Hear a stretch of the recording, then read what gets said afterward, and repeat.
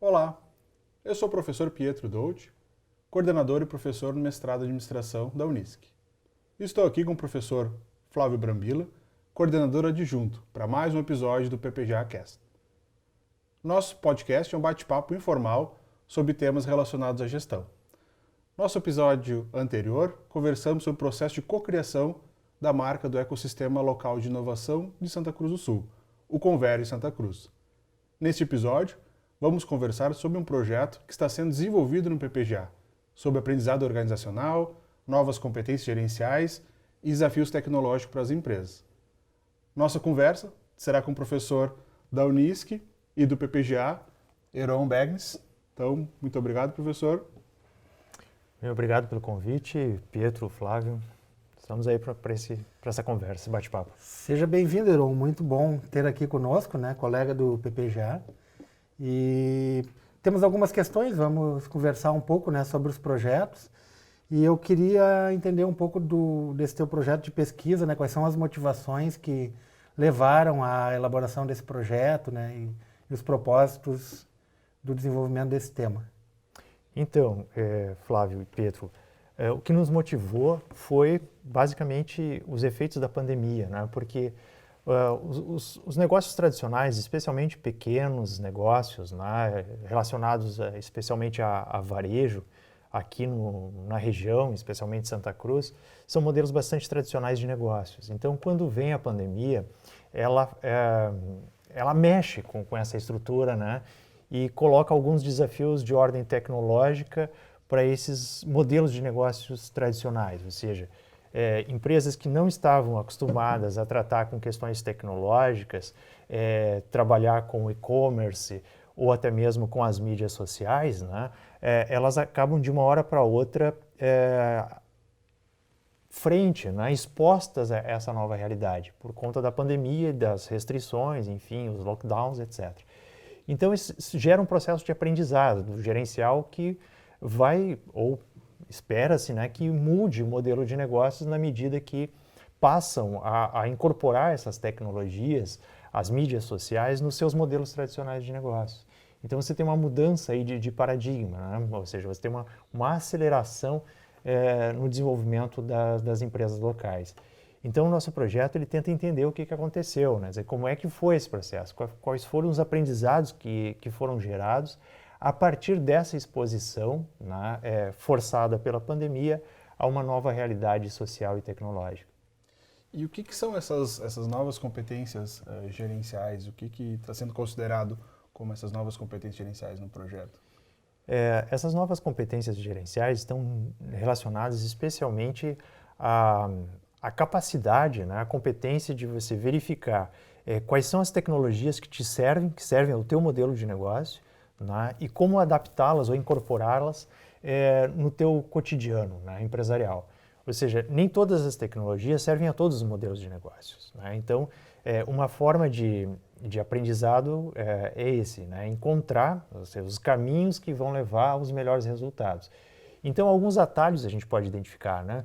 Por exemplo, que processos, né? Se houve um acelerador, se precisou de uma consultoria externa, se essas competências foram aproveitadas a partir do ambiente interno e o conhecimento prévio do próprio gestor e dos seus colaboradores, né? Como é que se desenvolveu esse processo? Como é que se dá essa migração, né, de modelo, né? Ou seja, um modelo completamente voltado ao presencial, às vendas no espaço físico, e no momento em que isso está impedido, como é que você rapidamente modifica isso? Então, à medida que a gente consegue entender quais são esses aprendizados, quais são as origens e as formas desses aprendizados, se absorvendo capacidades que foram desenvolvidas por outras organizações, como um benchmarking ou como um processo de identificar modelos, ou se isso é construído internamente dentro da organização. Então, isso nos permite identificar alguns atalhos para as organizações, também de pequeno, médio porte, que querem se transformar nesse processo, querem modificar os seus modelos de negócios, incorporando tecnologias, incorporando o comércio eletrônico, as mídias digitais, como é que elas fazem? Ou seja, acelerar esse processo não sendo apenas um jogo de tentativa e erro. é que a pandemia, quando ela chegou muito repentinamente, né? Então, as empresas foram forçadas a mudar as suas formas de operar, as suas formas de tratar os funcionários, de até lidar com os clientes de uma maneira totalmente diferente. Então, isso criou essas novas capacidades. Acho que isso que o projeto também se propõe de identificar como foi essa resposta, porque a gente viu que muitas empresas com lojas físicas, com loja do varejo, por exemplo, quando fechou as portas, ficou aquele tempinho realmente sem operar, mas em seguida já começaram a verificar novas formas. E, claro, aí como experiência pessoal, a gente viu que isso influenciou muito, e empresas se deram muito bem, ao mesmo tempo empresas se deram muito mal.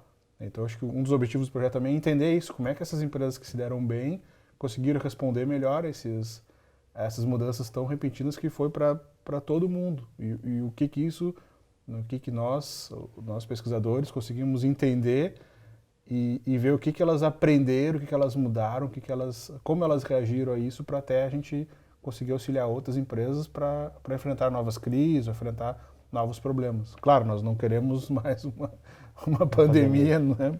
Nunca mais, né? Mas é uma crise, é um evento, uma adversidade, né? Teve a guerra na Ucrânia que também aconteceu, e como é que as empresas podem usar a tecnologia para criar essas novas competências, aprender a usar isso e enfrentar isso de uma maneira diferente. Né? E não só esse contato com o consumidor final, né? Mas a pandemia, ela trouxe uma ruptura nas cadeias de suprimentos. Tá? Então, não apenas as empresas tiveram dificuldades de chegar ao teu consumidor, mas também tiveram muitas dificuldades em abastecer de produtos, né, para continuar o seu funcionamento. Isso significa que o processo de migração de um modelo mais tradicional, voltado naquele contato físico ou até mesmo por telefone com fornecedores, acaba tendo uma ruptura. Tá? E aí você precisa desenvolver novas plataformas, novos meios de continuar suprindo os seus estoques, né, e atender aos consumidores. Então é nas duas pontas, tanto do lado das rupturas que aconteceram nas cadeias de suprimentos, como também chegar até o consumidor. Muitas dessas empresas, elas até participavam de mídias sociais, né, mas não no sentido ainda de vender, apenas como exposição, né, ou reforço da sua imagem junto aos seus consumidores, aos seus clientes reais e potenciais. Né? Mas à medida que a pandemia cortou esse laço físico, né, entre o consumidor e as suas fontes de suprimento, foi preciso reinventar algumas coisas. Então, sobre esse processo aí que nós estamos nos debruçando, tentando entender, porque o objetivo de qualquer pesquisa não é apenas entender os processos, ok, agora a gente entendeu, mas sim levar respostas, né, mais elaboradas, levar respostas para que outros empreendedores também possam usar desse conhecimento, né, e diminuir aquele jogo de tentativa e erro que cada vez tem menos espaço. Né? Apesar de que se fala que empreender é um processo, né, de tentar, mas com uma boa base de segurança. Riscos calculados, né? Exatamente. Então, eu estava pensando agora aqui com as tuas explanações, né? E é bem interessante justamente essa questão de necessidade de dimensionamento, de pensar o processo, né?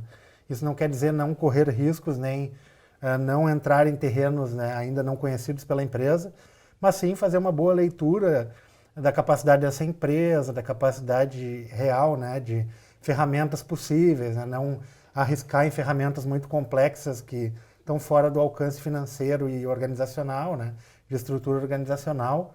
E como a gente conversava, né, e vem conversando dentro do PPG e até aqui mesmo, né, nos nossos bastidores do programa, falávamos justamente dos preceitos básicos de gestão, de marketing e até mesmo da cadeia de suprimento, que eles, quando a gente entra nesse espectro do mundo virtual, eles não são excluídos. Né? Então, na verdade, a gente tem uma bagagem de conhecimento que ela é fundamental para o sucesso no ambiente virtual também. E sempre lembrando que a gente trabalha num contexto virtual, mas a cadeia de suprimento, principalmente na venda de produtos, ela é física. Ela é real. Então, é mais são complementos, não são excludentes, né? E quando se fala do e-commerce, a gente está falando lá do business to consumer, né, do B2C, mas também do B2B, né, do business to business, ou seja, de entender as relações também entre as empresas, né, e que tecnologias vão ser usadas, porque muitas vezes existe incompatibilidade entre essas tecnologias que já são adotadas, que já são usadas pelas empresas, então é necessário, quando teve essa ruptura de tu adaptar ou tu mudar a forma como tu opera para esse mundo digital, né? Tendo, claro, o produto físico muitas vezes, ou tendo as relações e a forma de entregar os produtos, tudo isso requer a presença, requer a parte física, mas todos esses processos por trás disso foram adaptados, né? Como na própria universidade também foi de uma semana para outra, né? Nós professores tivemos que começar a dar aula de maneira remota, né? Então as empresas começaram a ter que vender de maneira remota, usar o WhatsApp de outra forma, usar o Instagram de outra forma, usar o Face de outra forma. Então acho que isso que a gente busca entender mais em detalhes, né? Muito bem, porque para a universidade, eu tenho certeza que o processo não foi tão difícil, porque a universidade ela abriga as tecnologias e desenvolve tecnologias, então esse processo é mais fácil. Agora, se você pensar no contexto de uma pequena empresa, né, de varejo local, que sempre esteve desconectada de tecnologias mais avançadas, especialmente tecnologias digitais e relacionadas ao e-commerce, ou seja, você não precisa de uma hora para outra desenvolver uma plataforma de e-commerce, né, mas você precisa reunir algumas competências para levar aquele esforço de vendas, levar aquela forma de fazer o negócio físico para um outro ambiente de mais fácil domínio, né? Como WhatsApp, Facebook, ou Instagram, ou qualquer outra plataforma de mídia digital na qual você tem uma facilidade maior de interagir, né? Então você migra gradualmente para o e-commerce, você não tem agora veio a pandemia e eu tenho que ter uma plataforma de vendas digital. Isso não vai acontecer num ambiente de micro, pequena empresa, né? Especialmente porque suas vendas são locais. Então, o salto seria muito grande, desenvolver uma plataforma agora no meio de uma pandemia para você vender para o Brasil inteiro, né? Então, esse comércio local ele tem que considerar o seu ambiente externo, as suas competências internas e adequar esse modelo, né? E isso, como o Flávio falou, são conhecimentos de gestão que não são exatamente novos, no sentido de que é preciso criar um novo conhecimento, é preciso saber como é que as organizações, a partir de princípios básicos de gestão, né, refazem os seus processos, mudam, né? Porque se a gente olha a história do mundo, né, a história das empresas, a gente percebe que as empresas existem para atender necessidades que são dos consumidores finais. E conforme as tecnologias avançam, essa forma também se modifica, né? Eu lembro da figura do caixeiro viajante, né? Ou seja, a única forma de você abastecer o seu comércio era esperar que o viajante, o caixeiro, passasse, mostrasse os novos produtos e tal, e aí você teria para o seu consumidor que viria fisicamente até a loja comprar, né? Depois vem a tecnologia do telefone, aí começam as vendas por telefone. Então, as mídias, né, as tecnologias digitais são apenas mais uma etapa desse contínuo avanço.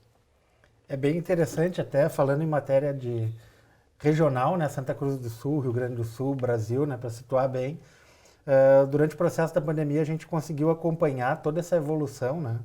Claro que aí teve vamos dizer assim, teve um impulso aí de muitos anos em apenas 2, mas justamente de ver os pequenos negócios que, em função do isolamento, em função de toda essa questão, precisaram se organizar muito rapidamente para continuar os seus negócios, né?